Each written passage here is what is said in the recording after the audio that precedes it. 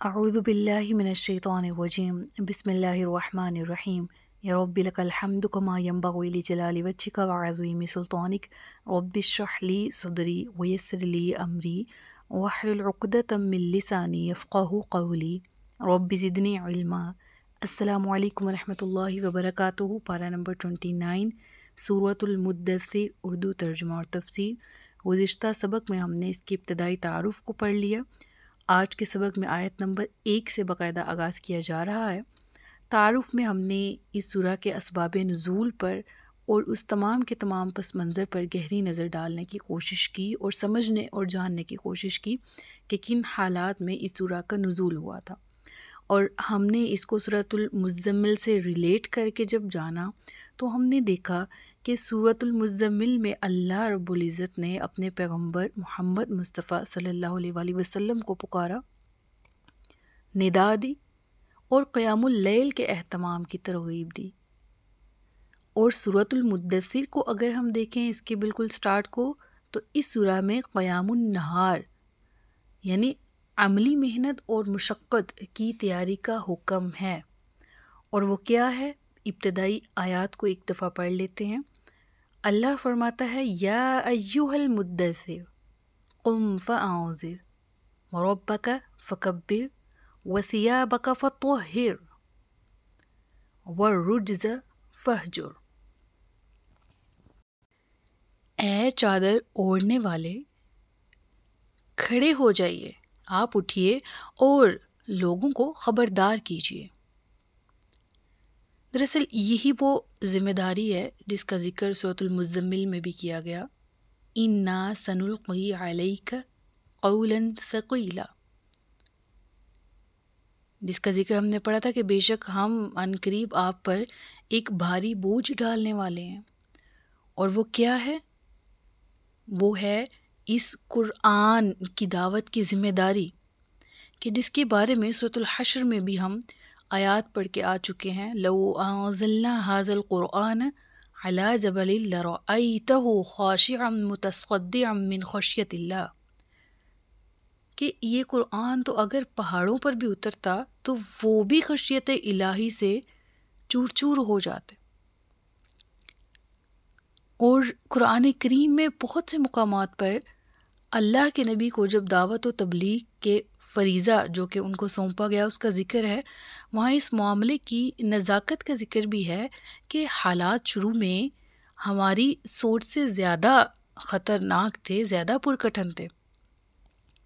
یہیں پر وہ کٹھن ذمہ داری کا ذکر کیا جا رہا ہے جس سے اہل مکہ اور اس کے بعد پھر پوری دنیا تک یہ پیغام پہنچانا مقصود تھا۔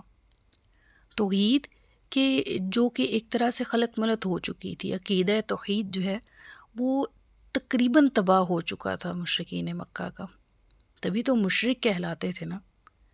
الہ کا تصور کہیں اگر موجود تھا تو نہ ہونے کے برابر۔ اگر الہ کو مانتے تو الہ کے ساتھ بہت سے اور خداؤں کو بھی مانتے، شرک کرتے، اور آخرت کے تو کلی طور پر انکاری تھے۔ ہم کیا ہڈیاں یا ریزہ ریزہ ہو گئے تو دوبارہ کیسے اٹھائے جائیں گے؟ اور جب قیامت کا ذکر آتا تو استہزاء کرتے تھے، مذاق اڑاتے تھے اور کہتے تھے کہ اگر تم اپنے معاملے میں اپنی باتوں میں سچے ہو تو لے آؤ وہ جس کا تم وعدہ کرتے ہو۔ عذاب کو بہت بے باکی کے ساتھ مانگتے تھے۔ تو یہاں پر انذار آخرت کی ہی ذمہ داری نبی پاک صلی اللہ علیہ وآلہ وسلم کو سونپی گئی، اور اسی کا ذکر یہاں پر ہے، قم، آپ اٹھیے، فانذر، اور ڈرائیے، کیونکہ قرآن کریم سورۃ الانعام آیت نمبر 19، وَأُوحِیَ إِلَيَّ هَذَا الْقُرْآنُ لِأُنذِرَكُم بِهِ، اور آپ کی طرف قرآن نازل کیا گیا ہے۔ اس قرآن کو نازل کیوں کیا گیا ہے؟ لِأُنذِرَكُم بِهِ، تاکہ آپ اس کے ذریعے ڈرائیں لوگوں کو، آپ ان لوگوں کو بتائیں کہ قرآن مجھ پر نازل ہی اس لیے ہوا ہے کہ میں اس کے ذریعے تم کو خبردار کروں۔ تم اللہ کی افضل مخلوق ہو اور تمہاری آمد کا مقصد دنیا میں کیا ہے، اپنے اس مقصد کو پہچانو۔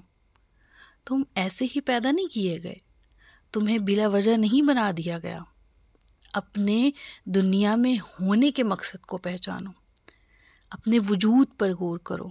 وَفِي الْأَرْضِ آیَاتٌ لِّلْمُوقِنِينَ، اپنی کائنات پر غور کرو، نشانیاں ہیں اس میں۔ تم غور کرو اپنی ذات پر، پھر تم پہچانو اپنے پروردگار کو۔ کیا تم بس یہی سمجھتے ہو کہ اِنَّا خَلَقْنَاكُمْ عَبَثًا، ہم نے تمہیں بیکار پیدا کر دیا؟ کیونکہ عقیدہ تو یہی تھا نا، آئے ہیں دنیا میں اور دیر از سم فورسز جو کہ گڈ بھی ہیں اور بیڈ بھی ہیں۔ کچھ خدا بنا رکھے تھے جو کہ نیکی کے خدا تھے، جو بھلائیاں دیتے تھے، کچھ خدا تھے جو صرف پیدا کرنے والے تھے، کچھ تھے جو کہ معاملات کی سپردگی ان تک ملنے کے بعد کائنات کا نظام چلا رہے تھے، کچھ تھے وہ برائی کی سزا دینے والے تھے۔ ہر کام کے لیے تو الگ الگ خدا بانٹ رکھے ہیں تم نے، اور تمہارا عقیدہ یہیں تک مسخ ہے۔ اس کے بعد جو ریئل ایگزسٹنس آف گوڈ ہے اس پر تم نہ یقین رکھتے ہو، اور یوم الآخرہ اس پر بھی ایمان نہیں لاتے۔ اگر غور کریں نا سورۃ المدثر پر اور اس قرآن کی ابتدا یعنی سورۃ الفاتحہ پر، تو یہ بات ہمارے سامنے آتی ہے کہ ایک میسج مقصود ہے، ٹھیک ہے، توحید، اللہ کا تعارف، دین اس کے بعد کیا فوراً ذکر آیا؟ مالک یوم الدین۔ جو قرآن کے 3 وائڈ بڑے میسیجز ہیں وہ توحید ہے، رسالت ہے اور یوم الآخرہ ہے، قیامت کا دن ہے۔ اب یہاں پر ان آیات کے مطالعے سے کیا واضح ہوتا ہے کہ نبی کریم صلی اللہ علیہ وآلہ وسلم کے دعوت کے جو انہوں نے دین کی تبلیغ دی اس کے بہت سے منہج تھے، بہت سے اسلوب تھے، لیکن یہاں پر نقطہ آغاز کا ذکر ہے اور وہ انذار آخرت ہے۔ آخرت کے بارے میں ان لوگوں کو بتاؤ کہ برے انجام سے ڈریں اور اچھے انجام کی فکر کریں۔ وَرَبَّكَ فَكَبِّرْ، اور اپنے رب ہی کی بڑائی بیان کرو۔ اگرچہ قرآن کریم ہدایت ہے للناس، ہدی للناس، کافۃ للناس، تمام انسانیت کے لیے ہی قرآن کا نزول ہوا، لیکن اس وقت جب وحی کا نزول ہوا تھا مخاطبین کون تھے؟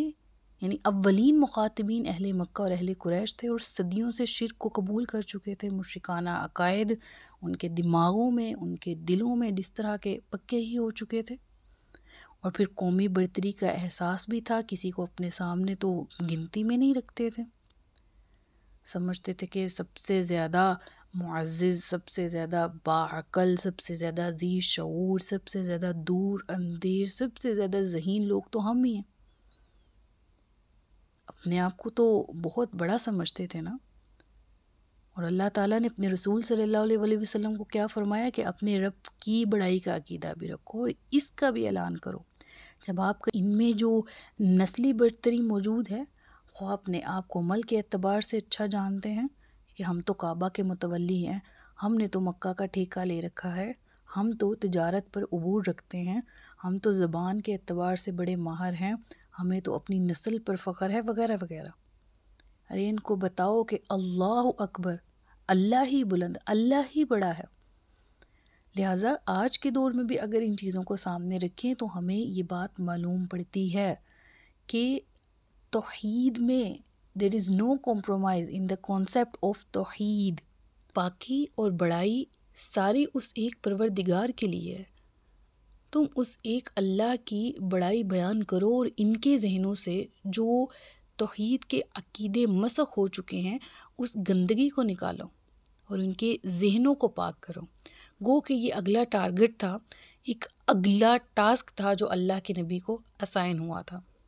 وَثِيَابَكَ فَطَهِّرْ، اور اپنے کپڑے پاک رکھو۔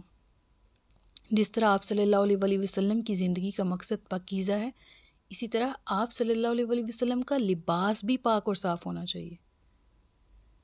اب یہاں پر جو بات ہمیں سمجھ آتی ہے نا وہ یہ کہ انسان کی اندرونی طہارت یعنی اخلاق کی، کردار کی میٹر تو کرتی ہے، لیکن ساتھ ہی ساتھ ظاہری طہارت کا بھی ذکر قرآن میں ہمیں ملتا ہے، اور انسان کو اپنی ظاہری طہارت کا بھی خاص خیال رکھنا چاہیے۔ اس سے اگر ہم سورۃ المزمل کے ساتھ ریلیٹ کریں تو ہم نے تصوف کی بگڑی ہوئی شکل، جو کہ بدقسمتی کے ساتھ آج کچھ لوگوں نے ایسا لبادہ اوڑھ رکھا ہے تصوف کے نام پہ، وہاں پر بھی ہم نے یہ بحث کی تھی کہ ایک طرح سے گیٹ اپ اڈوپٹ کر لیتے ہیں لوگ، صفائی کا خیال نہیں رکھتے، جوگی ٹائپ بن جاتے ہیں، بڑے بڑے داڑھی کے بال، بڑے بڑے سر کے بال، ان کی صفائی نہیں کرنی، اپنے کپڑوں کو گندہ رکھنا اور کہنا ہے یہی جو ہے وہ شاید اصل تقوی ہے۔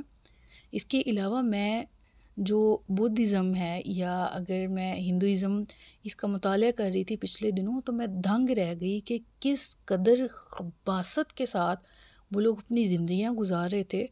اور سم آف دیم، جس طرح میں نے نصارہ میں بھی کہا کہ کچھ لوگ ایسے تھے جو جنگلوں کی طرف نکل گئے، رہبانیت اختیار کی، تو یہ ہر مذہب میں کہیں نہ کہیں موجود تھی۔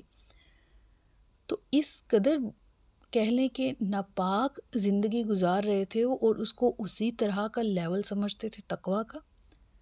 کوئی جتنا اپنے ظاہری طور پر خود کو گندہ کیے ہوئے ہے، کچھ لوگ ایسے ہوتے تھے تصوف کے نام پر سالوں غسل نہیں کرتے تھے، کچھ لوگ ایسے تھے جو سالوں پانی کو ہاتھ نہیں لگاتے تھے، ٹچ نہیں کرتے تھے پانی کو، کچھ لوگ ایسے تھے جو بہت سالوں تک انہوں نے ایک درخت پہ بسیرا کیا ہوتا تھا، نہ اس سے نیچے اترتے تھے، اور وہاں پر لوگ ان کی زیارت کے لیے جاتے تھے۔ یہ ڈیفرنٹ، میں آپ کو ریلیجنز کی بات بتا رہی ہوں۔ تو بہرحال وہاں پر بھی ڈیٹیل پڑی تھی۔ ابھی اگر ہم پھر اس چیز کو ڈسکس کرنے لگ گئے تو ان آیات کی تفسیر رہ جائے گی۔ تو come to the point again, ہم نے اس چیز کے ساتھ ریلیٹ کر کے اب اس چیز کو دیکھنا ہے کہ ایک مبلغ کا، ایک داعی کا، اسپیشل ایک عام مسلمان کا بھی ظاہر بے پاک ہونا چاہیے اور صاف ہونا چاہیے۔ اس کو اپنے دانتوں کو برش کرنا چاہیے، نہانا چاہیے باقاعدگی کے ساتھ، اس کو اپنے چہرے کی نفاست کا خیال رکھنا ہے، اس کو اپنے ناخنوں کو کاٹنا ہے، اس نے اپنے جو لباس پہننے ہیں وہ صاف پہننا ہے، اس نے اپنے آپ کو اچھی خوشبو سے معطر رکھنا ہے۔ مرد حضرات ہیں تو وہ تو لگا ہی سکتے ہیں، خواتین دھیمی خوشبو کا استعمال کر سکتے ہیں۔ اسپیشلی آج کل ایک باڈی ویکسز ہیں جو کہ آپ باڈی کے ساتھ بس مس کرتے ہو، پھر بس آپ کی باڈی سے ہی خوشبو آتی ہے، دیٹ مینس کہ آپ اپنے آپ میں مطہر ہوتے ہو، اور وہ خوشبو کسی کو اٹریکٹ بھی نہیں کرتی ان سچ اے وے، جس طرح ہم کوئی ہارڈ پرفیوم لگائیں تو آپ کی پرفیوم کی اسمیل کوئی اور کر سکے۔ سو یہ الاؤ نہیں ہے۔ تو پھر آج کل تو آپشنز ہی بہت ہیں نا۔ تو بہرحال come to the point again, یہاں پر ایک فقہ کا مسئلہ سمجھانا مقصود تھا، اور دیٹ از کلیئر کہ عورت کو تیز خوشبو لگانا اسلام میں منع ہے۔ بہرحال تو اس آیت سے ہمیں یہ ملتا ہے سبق، ٹھیک ہے۔ اور اللہ کے نبی کو ذکر کیا گیا یہاں پر، that means he is a noble example for us. انہوں نے ایگزامپل سیٹ کی ہمارے لیے، اللہ نے ان کو ڈائریکٹ حکم دیا تاکہ امت کے لیے حجت قائم ہو جائے۔ اب ہم نہیں کہہ سکتے آج کے دور میں کوئی بھی ایسا گیٹ اپ، کوئی بھی ایسا رویہ اختیار کر کے کہ یہ تقویٰ ہے، اللہ کے نبی نے کیا یہ کیا، تو جو اللہ کے نبی نے کیا وہ کیوں نہیں کرتے۔ تو مکمل حجت ہیں یہ آیات، سورۃ المدثر کی ابتدائی آیات۔ پھر اللہ فرماتا ہے، دیکھیں اگلی آیت، وَالرُّجْزَ فَاہْجُرْ، اور ہر قسم کی گندگی سے دور رہیے، یعنی ظاہری اور باطنی نجاستوں سے خود کو بچا کر رکھیے۔ ظاہر ہے باطنی گندگیوں میں سب سے بڑی گندگی کیا ہے؟ شرک ہے۔ اس کے بعد باطنی بیماریاں ہیں کافی ساری، یعنی ایسے گناہ جو ہم اپنی زبان سے یا اپنے دل میں آنے والے خیالات کے بعد سر انجام دیتے ہیں، ٹھیک ہے۔ کینہ ہے وہ ہم اپنے اندر پالتے ہیں، حسد ہے اپنے اندر پالتے ہیں، زبان سے ہم جو تان و تشریح بھی کر سکتے ہیں، ہم کسی پر بہتان بھی لگا سکتے ہیں، جھوٹ بھی بول سکتے ہیں، کیا کچھ نہیں کرتے۔ تو ہر باطنی ایپ سے بھی خود کو دور رکھنا ہے، اور ہر ظاہری ایپ سے بھی خود کو دور رکھنا ہے۔ وَلَا تَمْنُنْ تَسْتَكْثِرُ، اور زیادہ لینے کے لیے کسی پر احسان نہ کیجیے۔ یہ بات کتنی کلیئر اور واضح ہے کہ کسی پر احسان کرتے ہوئے بدلے کی توقع نہ رکھو۔ اللہ کی ذات کے لیے کیا ہے تاکہ اللہ قبول فرمائے، تو پھر قبولیت کے لیے دعا بھی اسی سے کرو، اٹینشنز کو پیور رکھو، نیت کو خالص اللہ کے لیے کرو، اللہ کی مخلوق کے ساتھ بھلائی کرو تو اجر کی امید اللہ سے رکھو۔ دنیا میں کسی کے ساتھ نفع کی امید کے لیے احسان کرنا، کسی کے ساتھ بھلائی کرنا کہ یہ میرے ساتھ بھی بھلا ہوگا، تو پھر اللہ کے پاس کیا لینے جانا ہے؟ یعنی کائنڈ آف کلیئر سی بات ہے نا کہ ایک کے ساتھ بھلائی کی ایک پرسن کے ساتھ، اور پرسن اے نے پرسن بی کا کسی معاملے میں ہاتھ بٹایا، اس کو مشکل سے نکالا، اس لیے کہ پرسن بی کے پاس بھی اتھارٹیز ہیں، یہ بھی میرے کام آئے گا۔ نیت یہ تھی نا، نیت اللہ کی رضا نہیں تھی، تو اب پرسن بی بھی مشکل میں کام آ گیا، دیٹس اٹ۔ اب اگر اللہ کے پاس قیامت کے دن ہم کہیں کہ ہم نے پرسن بی کے ساتھ نیکی کی تھی پرسن اے کے، تو پھر اس کا کہنا بنتا ہے۔ آئی تھنک اس ایگزامپل سے آپ کو سمجھ آ گئی ہوگی کہ اب اللہ سے کیا لینے آئے ہیں، اللہ سے کس اجر کی توقع ہے جب اللہ کے لیے کیا ہی نہیں تھا۔ تو یہ بہت بڑی الارمنگ سچویشن ہے ہم سب کے لیے۔ بہرحال پھر اللہ فرماتا ہے وَلِرَبِّكَ فَاصْبِرْ، اور اپنے رب کے لیے صبر کرو۔ اب یہاں پر کیا ذکر ہے کہ آپ صلی اللہ علیہ وآلہ وسلم اپنے رب کے حکم کا انتظار کیجئے اور جو بھی حکم آئے اس پر عمل کیجئے۔ فَإِذَا نُقِرَ فِي النَّاقُورِ فَذَلِكَ يَوْمَئِذٍ يَوْمٌ عَسِيرٌ عَلَى الْكَافِرِينَ غَيْرُ يَسِيرٍ، جب صور میں پھونکا جائے گا تو وہ دن بہت سخت ہوگا، کافروں پر وہ ہلکا نہیں ہوگا۔ یعنی فَكَيْفَ تَتَّقُونَ إِن كَفَرْتُمْ يَوْمًا يَجْعَلُ الْوِلْدَانَ شِيبًا السَّمَاءُ مُنْفَطِرٌ بِهِ كَانَ وَعْدُهُ مَفْعُولًا، پچھلی صورت ہے، آیت نمبر 17 اور 18۔ ریلیٹ کریں نا تو چیز ہمارے سامنے آ جائے گی۔ قیامت کے دن کا ذکر اللہ فرما رہا ہے علی الکافرین غیر یسیر، یہ جو ابھی بک بک کر رہے ہیں، یہ کافر جو ابھی بڑا بدک کے اپنی زندگیاں گزار رہے ہیں، یہ جو بڑا بے باک ہو کے آپ سے عذاب کی فرمائش کرتے ہیں، قیامت کا دن بڑا سخت ہونے والا ہے، اور اس کی منظر کشی سورۃ المزمل میں ہمیں ملتی ہے۔ اللہ اکبر کبیرہ۔ اب یہاں پر ہم کہہ لیں کہ ہم نے تقریباً 2 پارٹس کور کیے ہیں۔ بالکل ابتدائی آیات دیکھیں، یعنی آیت نمبر 7 تک، تو اس میں اللہ نے اپنے حبیب صلی اللہ علیہ وآلہ وسلم سے خطاب کیا۔ اس کے بعد آیت نمبر 8 سے 10 تک دیکھیں تو قیامت کا ذکر ہے۔ آیت نمبر 11 سے بالکل الگ مفہوم شروع ہو رہا ہے اس سورہ کا، اور آیت نمبر 31 تک اینڈ ہو رہا ہے اس رکوع کا، اور پھر نیکسٹ رکوع شروع ہوتا ہے۔ تو انشاءاللہ نیکسٹ لیکچر میں باقی کی سورہ کو کنٹینیو کریں گے۔ صدق اللہ العلی العظیم و صدق رسولہ النبی الکریم، سچ فرمایا اللہ نے جو عصمت والا ہے۔ اپنا بہت سا خیال رکھیے گا، مجھے دعاؤں میں یاد رکھیے گا۔